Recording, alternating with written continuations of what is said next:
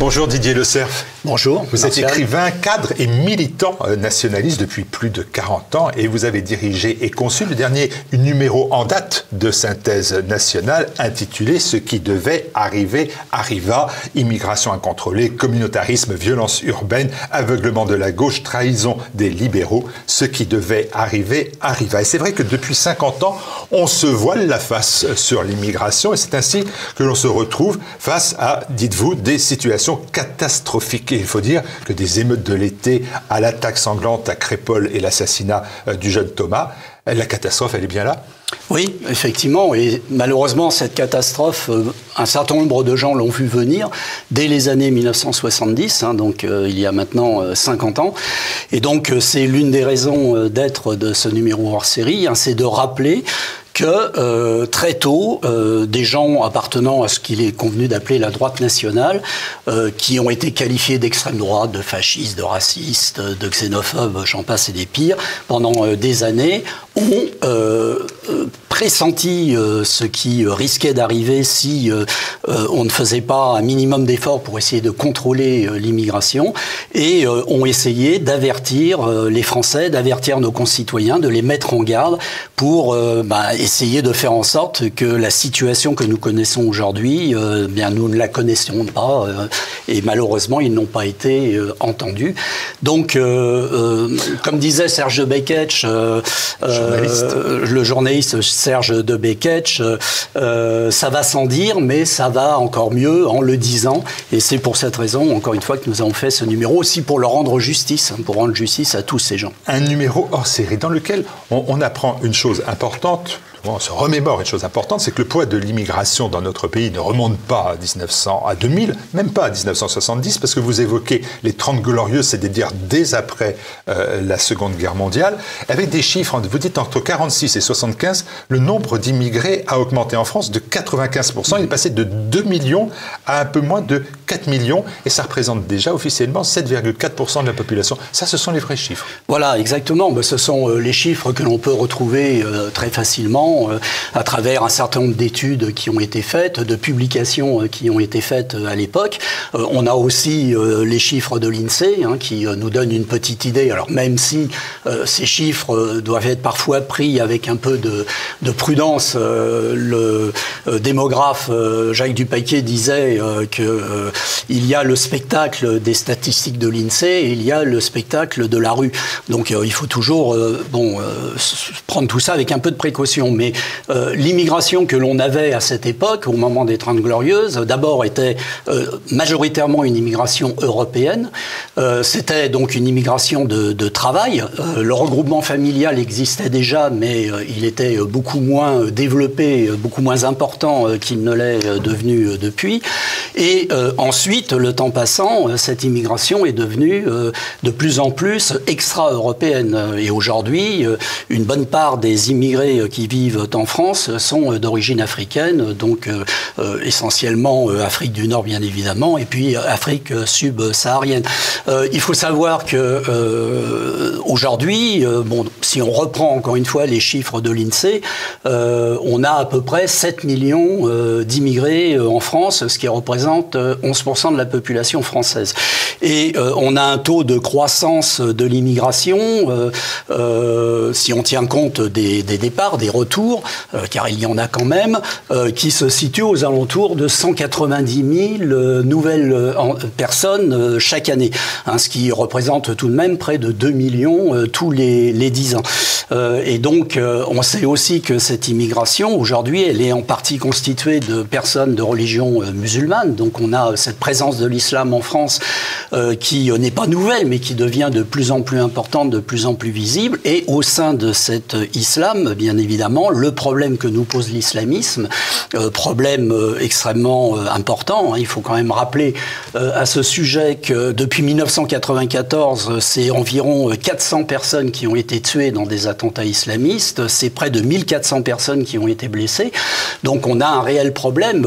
J'ai retrouvé les derniers chiffres, que j'ai pu trouver concernant le salafisme, c'est qu'on estime que sur une communauté musulmane qui est aujourd'hui entre 6 et 8 millions à peu près, et peut-être même plus, hein, peut-être davantage. On a environ 50 000 à 60 000 salafistes, et sur cette masse salafiste, on a à peu près 10 à 12 000 personnes qui, d'après les services de police eux-mêmes, sont particulièrement remuantes et donc susceptibles éventuellement de basculer dans la plus grande radicalité. Donc on a aujourd'hui un problème. Ce problème, malheureusement, c'est un problème qui a été créé de toutes pièces, tout simplement parce que pendant 50 ans, on a mené ce que l'on peut appeler, en matière d'immigration, une politique du chien crevé au fil de l'eau. Hein, c'est-à-dire que la situation d'aujourd'hui n'est pas tellement le résultat d'une politique d'immigration, c'est le résultat d'une absence de politique d'immigration cohérente, claire, s'inscrivant dans la durée. Et donc, finalement, on peut dire que la classe politique a été quand même particulièrement aveugle. La classe politique dirigeante, les partis qui se sont succédés au pouvoir ont été particulièrement aveugles. Ils n'ont pas su voir, ils n'ont pas voulu voir. Derrière tout cela, il y a différentes raisons. Il y a par exemple de la lâcheté. Il y a aussi pour certains les partis de gauche de l'idéologie.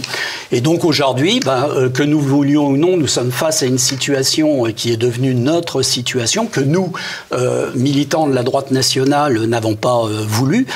Une situation que nous avons dénoncée, que nous avons combattue, mais avec laquelle aujourd'hui nous devons faire et face à laquelle nous devons essayer de trouver des solutions. Je comprends bien votre propos. Vous dites que la droite nationale, elle l'avait vu juste. Mais moi, je vous ramène en 1970. Oui. La droite nationale, elle se réveille contre le problème de l'immigration dans les années 70. Auparavant, ça ne pose pas de problème. Pourquoi ça ne pose pas de problème? Parce que c'est une immigration européenne, parce que finalement, on est dans un temps de croissance économique et que finalement, cette immigration, elle sert l'économie française. Et puis que quand on est dans la crise des années 70, bien évidemment, l'immigration devient un poids et ça devient un bouc émissaire pour vous? Pour vous, droite nationale. Il faut rappeler que jusque dans la fin des années 60, le début des années 70, les effectifs de l'immigration sont beaucoup moins importants qu'ils ne le sont aujourd'hui. L'immigration de cette époque est encore essentiellement une immigration masculine, effectivement majoritairement composée de personnes issues des pays européens proches du nôtre. Il y a déjà en son sein une population essentiellement originaire d'Afrique du Nord, mais qui est très faible. Il faut rappeler que par exemple en 1962, on estime qu'il y avait 400 000 musulmans en France. Aujourd'hui, on en est à pratiquement 8 millions, entre 6 et 8 millions. Donc, il y a effectivement la crise qui survient à partir du début des années 70 avec les chocs pétroliers.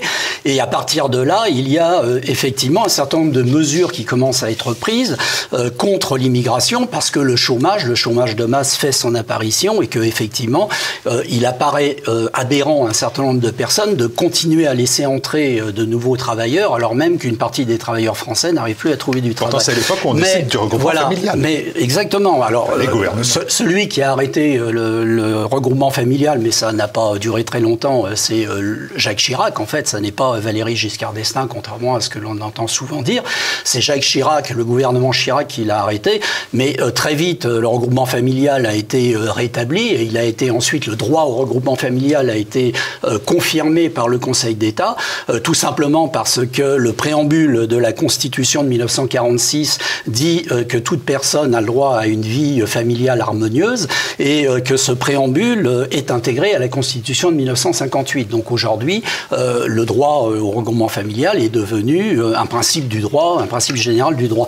Mais pour en revenir donc à votre question à propos de l'immigration, quand les mouvements nationaux et nationalistes se sont emparés de cette question, donc dès les années 1970, l'une des choses qu'ils ont dénoncées en premier, c'est justement le fait que la motivation première du recours à l'immigration était une motivation économique, c'est-à-dire qu'il s'agissait de faire pression sur les salaires, de faire pression à la baisse sur les salaires, et cela a été l'un des premiers thèmes avancés par les mouvements nationaux et nationalistes contre l'immigration en disant si on arrête les flux migratoires, eh bien, on arrêtera cette politique de pression à la baisse sur les salaires et ça permettra donc à ce moment-là, ça obligera en quelque sorte les milieux patronaux à augmenter les salaires et donc ça permettra de recruter plus facilement de la main-d'œuvre française. Ça a été l'un des arguments qui a été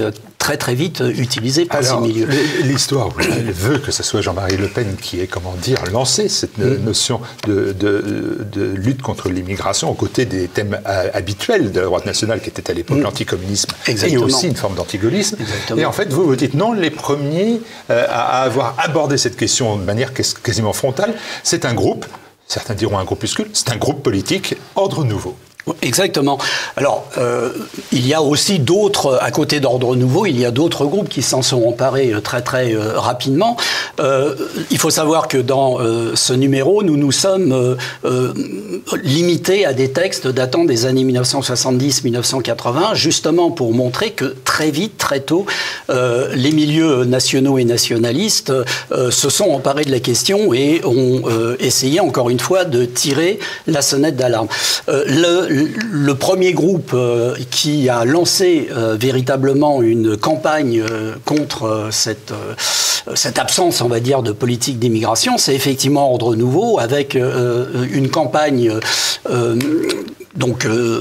très active qui a été lancée en 1973, contre l'immigration illégale, contre l'immigration qui normalement n'a pas lieu d'être et tombe sous le coup de la loi, et qui a valu à Ordre Nouveau sa dissolution, puisque le meeting qui a été organisé sur ce thème donc en 1973 a donné lieu à des incidents très violents. Les gauchistes de la Ligue communiste d'Alain Krivine et d'autres groupes ayant entrepris d'attaquer la salle de réunion.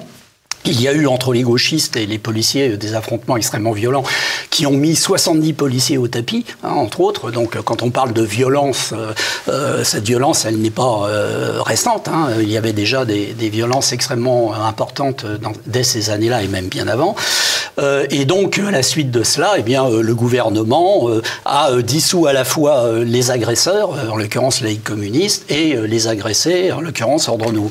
Donc à partir de là, eh bien, d'autres groupes ont repris en quelque sorte le flambeau et ont continué eux aussi à dénoncer. Je le répète, non pas à cette époque, il ne s'agissait pas de dénoncer l'immigration légale, c'était l'immigration illégale qui était visée par ces campagnes. Alors il y a une voix importante, je l'ai citée tout à l'heure, dans les années 70, et qui est essentielle dans ces 50 années qui vont suivre et qui ne s'est toujours pas tue en 2023, c'est celle de Jean-Marie Le Pen. Exactement. Il va mettre, lui, l'immigration au cœur du débat avec une affiche choc, 1 million d'immigrés. Voilà. C'est 1 million de chômeurs en trop. Voilà. Alors cette affiche-là, de mémoire, date de 1978, mais avant que le Front National ne s'empare lui aussi de ce thème, il s'en est d'ailleurs d'une certaine manière emparé dès sa fondation en 1972, puisque dans le premier, on va dire, programme entre guillemets du Front National de 1972, il est déjà question de l'immigration.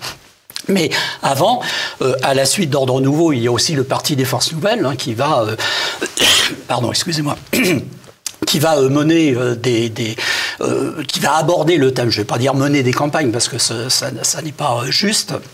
Les thèmes principaux de l'époque, vous l'avez rappelé tout à l'heure, c'était l'anticommunisme et puis une certaine forme d'antigaullisme.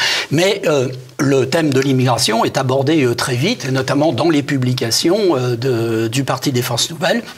Et ensuite, le Front National, qui existe en parallèle au PFN, s'empare lui aussi de cette question, aborde cette question. Il y a le cri d'alarme politique, il va y aussi avoir le cri d'alarme culturel, et qui va être illustré par un écrivain, un remarquable écrivain qui est Jean Raspail, qui lui va marquer durablement les esprits à travers un ouvrage qui s'intitule Le Camp des Saints. C'est un ouvrage qui date, lui, de 1973, et c'est un roman prophétique. Exactement, oui. Alors, Le Camp des Saints, donc, paraît la même année que le fameux meeting d'Ordre Nouveau dont je parlais à l'instant. Et Jean Raspail le dit lui-même dans la présentation qu'il a faite de l'ouvrage. Il s'agit pour lui de tirer un signal d'alarme, c'est-à-dire qu'il pressent ce qui attend les pays européens, puisque il ne s'agit pas simplement de la France, mais il s'agit de l'Europe entière. Et donc, Jean Raspail, face à cet avenir qui l'angoisse, décide donc de publier ce roman prophétique qui va durablement marquer les esprits, puisque c'est un roman comme il l'a dit en 2005, que toute la classe politique a lu, mais que probablement il n'aurait pas pu écrire et faire paraître aujourd'hui. Tout au moins, ça serait beaucoup plus difficile. Hein. C'est lui-même qui l'a. Le scénario, c'est l'arrivée d'un million. Alors c'est l'arrivée d'un million de migrants qui viennent d'Inde, qui viennent du Gange, dont les bateaux s'échouent sur les côtes sud de la France et qui, à partir de là, descendant de cette flotte qui les a amenés jusque sur les rivages de l'Europe, commence à déferler d'abord sur notre pays et puis ensuite sur les pays voisins. Et devant cette arrivée, eh bien, les systèmes en place dans nos pays, dans notre pays, s'effondrent. Les gouvernements s'effondrent, les armées s'effondrent et les populations se retrouvent face à ces masses de gens miséreux qui inspirent à la fois de la pitié, mais en même temps de la peur, parce qu'on sent bien que le monde qui vient ne sera plus du tout le monde que l'on a connu. C'est un monde qui s'effondre. Et donc, comment réagir face à cela? Et en fait, la réaction, c'est que tout se délite, tout s'effondre, et l'Occident, l'Europe occidentale sombre à la suite de cette affaire. Ce qui devait arriver arriva. Dans ce roman de Jean Raspail, il y a bien évidemment le caractère prophétique de l'arrivée d'une masse importante de migrants, toutes choses connues aujourd'hui. Il y a aussi la réaction du peuple français, et Raspail prend le pari dans son roman d'une résistance très faible, même anecdotique, aux migrants. Et on s'aperçoit que des années 70 et toutes les années 80, en dehors de quelques hommes politiques qu'on va trouver au Front National, mais aussi au RPR quelquefois, hormis ces hommes politiques ou au CENI, dans les autres formations de ce type, hormis quelques voix comme celle de Jean Raspail, cela va être le grand silence qui sera juste brisé par des intellectuels. On pense à Jean-Yves Le Gallou, ou par des journaux comme le Figaro Magazine, pendant un temps, et le Journal Présent, ou bien d'autres, Minutes, La Parole et d'autres. Oui. Mais c'est quand même une petite résistance, finalement. Oui, c'est une petite résistance, qui est, alors on ne va pas dire marginale, parce que malgré tout, il y a beaucoup de gens qui ont voulu et fait en sorte de mettre en garde les Français, mais la grande difficulté de cette affaire, c'est que il y a les individus et il y a les masses. Contrairement à ce que disent nos adversaires qui nous accusent de xénophobie ou de racisme, dans nos milieux, personne n'a quoi que ce soit contre les individus. Ça ne sont pas des personnes qui sont ciblées, ce sont des masses. Et le résultat de la présence de ces masses humaines qui, d'abord, ont pour effet de changer notre paysage démographique. La France d'aujourd'hui n'est plus la France des années 60. Et la France à venir, la France de 2030, sera encore profondément différente. Et la question qui se pose dès le départ, et la question qu'ont posé tous ces gens dont vous venez de rappeler le nom, c'est la France sera-t-elle encore française? Pourra-t-on encore parler de France? Et d'ailleurs, l'une des choses qui doit nous interpeller, c'est qu'aujourd'hui, nos gouvernants ne parlent plus de la France, d'ailleurs. Ils ne parlent plus que de la République. Pourquoi est-ce qu'ils ne parlent plus de la République? Parce que la seule chose qui, aujourd'hui, est de nature à rester commune à l'ensemble des habitants de ce territoire qui s'appelle la France, c'est la République, ce sont les lois de la République, les principes, les valeurs de la République. Et ils sentent bien que la situation dans laquelle nous sommes aujourd'hui, c'est que nous sommes les sujets d'une république, mais nous n'avons plus en commun une culture, nous n'avons plus en commun une histoire, nous ne formons plus véritablement une nation. Et c'est bien là le cœur du problème qui a été vu par les auteurs, les militants, les responsables nationaux et nationalistes, qui a été donc dénoncé, mais qui malgré tout s'est mise en place, malgré tous les efforts qui ont pu être faits, Tout simplement parce que nous nous sommes heurtés à beaucoup de conformisme, beaucoup d'idéologie aussi de la part de la gauche. Je parle de l'idéologie de la gauche parce qu'on s'aperçoit 50 ans plus tard que sur cette question de l'immigration, que ce soit des intellectuels comme Renaud Camus, des politiques, Éric Zemmour, Marine Le Pen, Marion Maréchal, Jordan Bardella et Nicolas Dupont-Aignan et beaucoup d'autres, tous sont quand même encore l'objet d'une réprobation médiatique et politique pesante. C'est-à-dire que ça n'a pas changé. Non, c'est la reductio ad Hitlerum, c'est vous êtes un fasciste, c'est un thème qui est entonné par la gauche depuis les années 1930. L'objectif, bien, c'est de faire en sorte qu'il n'y ait pas de débat. Hein, c'est-à-dire que pour la gauche, sur des questions aussi importantes que celle de l'immigration, il ne saurait y avoir de débat. Il ne peut pas y avoir de débat, donc il s'agit de diaboliser toutes les personnes qui essayent d'avoir une voix différente et d'expliquer qu'on ne va pas forcément vers des lendemains radieux, et on le voit bien aujourd'hui.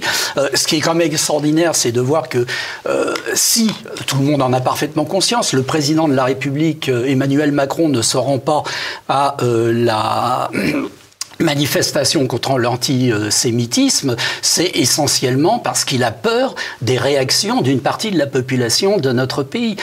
Et donc à partir du moment où on se retrouve dans cette situation, la question se pose de plus en plus, formons-nous encore une communauté nationale? Formons-nous encore une nation? Est-ce que c'est encore à l'ordre du jour? Et ça, ce sont des questions fondamentales. Ça n'a rien à voir avec le racisme, ça n'a rien à voir avec la xénophobie, ça a à voir, mais par contre ça a tout à voir avec le droit des peuples à rester ce qu'ils sont, le droit des peuples à continuer leur existence et à disposer d'eux-mêmes, exactement. Vous évoquez, c'est ma dernière question, nous évoquions la première affiche du Front National, une des premières qui soit restée dans les esprits. 1 million de chômeurs, c'est 1 million d'immigrés de trop. J'ai regardé, vous êtes un historien de la droite nationale, donc vous savez ça mieux que moi, qu'à la même époque, le Front National s'écrit par voie d'affiche, votez Jean-Marie Le Pen avant qu'il ne soit trop tard. Oui. Avant qu'il ne soit trop tard. Est-ce que vous pensez, vous, aujourd'hui, au regard de ce qui devait et qui est arrivé, est-ce que vous pensez qu'il est tard, qu'il n'est jamais trop tard, ou simplement qu'il est bien tard? Non, je ne pense pas qu'il soit trop tard. Je pense que nous sommes dans un pays qui malheureusement a connu bien des drames, bien des soubresauts, bien des situations difficiles dans son histoire. Nous sommes dans un moment effectivement particulièrement compliqué, mais je pense que la France, les Français ont encore des ressources. Il y a encore cette volonté de continuer notre vie nationale, notre vie de nation. Il y a encore beaucoup de fierté chez les Français. Et puis, contrairement à ce que l'on peut dire, bien évidemment, l'éducation nationale a des ratés. Je suis un ancien professeur de collège. Oui, l'éducation nationale a des ratés. Oui, la machine ne fonctionne pas comme elle devrait fonctionner. Mais malgré tout, elle continue quand même tant bien que mal de fonctionner. Elle continue malgré tout de fabriquer quand même des Français. La situation n'est pas aussi désespérée qu'on voudrait bien le croire. Simplement, effectivement, on a des situations qui sont très variables d'un établissement à l'autre, d'une région à l'autre. Mais globalement, il y a encore beaucoup de gens qui croient dans ce pays, qui s'engagent pour le faire vivre, pour faire en sorte qu'il continue d'exister.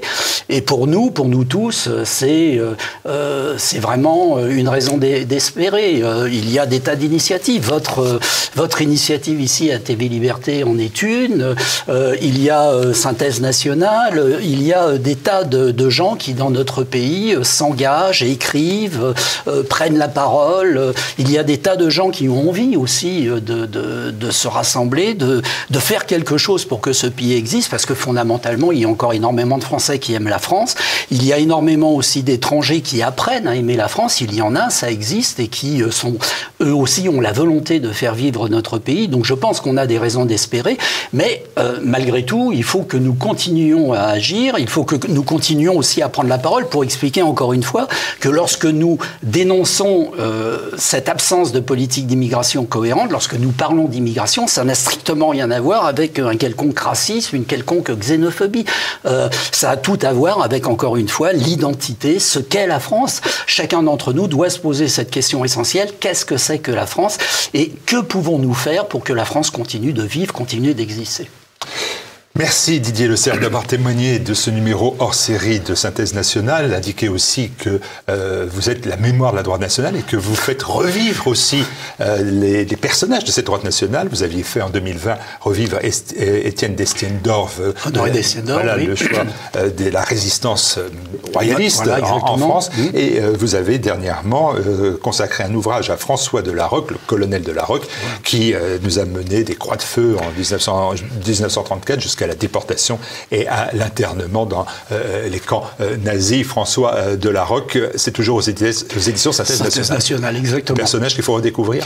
Oui, exactement. C'est un personnage auquel il faut rendre justice, un personnage important qui a une vie passionnante et puis surtout un grand Français qui s'est engagé avec abnégation, qui a entraîné derrière lui des centaines et même entre 1,5 et 2 millions de Français pour le redressement national. C'est un modèle aussi pour notre époque. C'est quelqu'un qui doit être redécouvert. Voilà, il doit être bien parce qu'il n'a pas de nom de rue en France. Exactement. Une bonne nouvelle. Merci à vous Didier Le Cerf. Merci à vous.